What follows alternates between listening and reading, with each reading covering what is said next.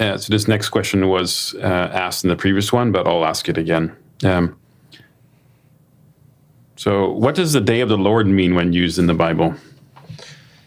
It's different than the Lord's day. The day of the Lord refers to the day of the Lord's visitation in judgment. And so there are many days of the Lord in the Old Testament, really kind of two primary ones, but they really are typify and point ahead to the final day of judgment when God comes again. So you see the day of the Lord certainly in Isaiah 13. I think it's in Joel chapter 2.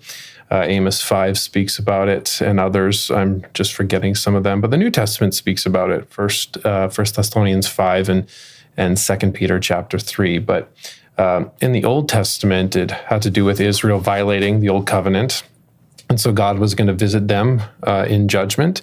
And so the northern kingdom was dispossessed in 722 BC by Assyria. That was the day of the Lord for them.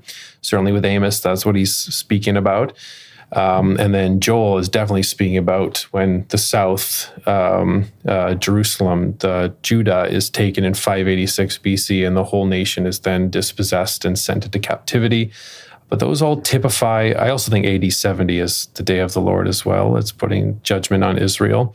But 1 Thessalonians 5 and 2 Peter 3 do speak to that final day when God will come again, and he'll come like a thief in the night, and he will judge the living and the dead on that day. So the day of the Lord is the day of the Lord's visitation in judgment.